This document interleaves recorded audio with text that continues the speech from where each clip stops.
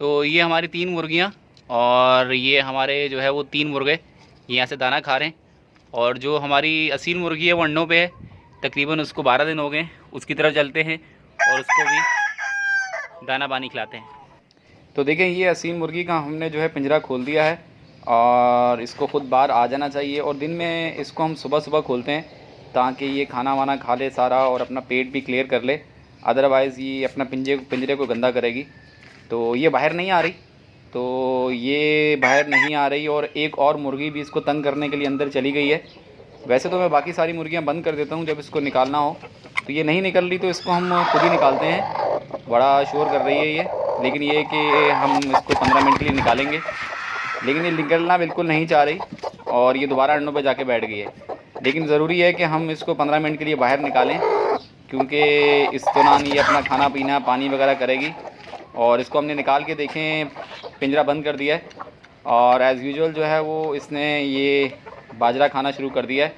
अभी ये बाजरा खाएगी, पानी पिएगी और अपना पेट क्लियर करेगी और फिर ये दोबारा अंडों पे जाके बैठ जाएगी।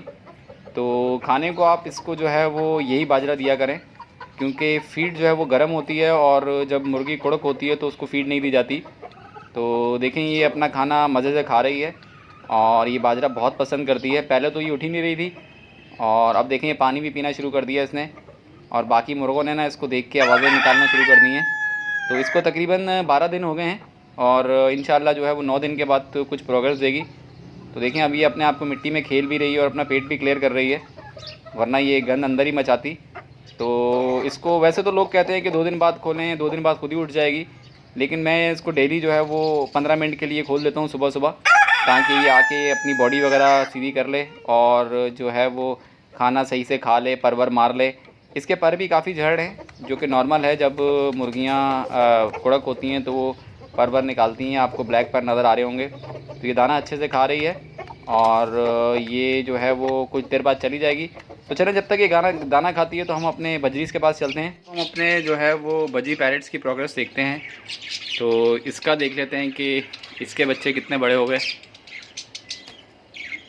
4 बच्चे थे इसके पास, तो माशाल्लाह चारों ही अच्छी कंडीशन में ज़िंदा हैं और बड़े हो रहे हैं। और एक का कलर तो आना भी शुरू हो गया, फेदर भी आना शुरू हो गए। तो ये तो हमारा पहला जोड़ा। अब दूसरे को देख लेते हैं। दूसरे की ये देखें, ये ग्रीन मादी है और ब्लू मेल है। इसके बच्चों का देख लेते हैं। तो ये भी देखें, 4 बच्चे हैं इसमें, 2 बड़े हैं और 2 छोटे हैं। छोटे बिल्कुल नीचे दब गए हैं, लेकिन ये एक अच्छे से इसकी ब्रिंगिंग कर रहे हैं ये। और 2 ब्लू निकले हैं, पहले भी ब्लू निकले थे, अब भी ब्लू निकले। अच्छा, लास्ट पेयर, ये हमारा लास्ट पेयर आ गया। इसके बच्चे देख लेते हैं, इसके कितने बच्चे हैं। तो इसके भी देखें 4 बच्चे हैं और चारों में से जो है वो सभी अच्छे से ब्रीड हो रहे हैं, अच्छे से इनकी टेक केयर कर रहे हैं।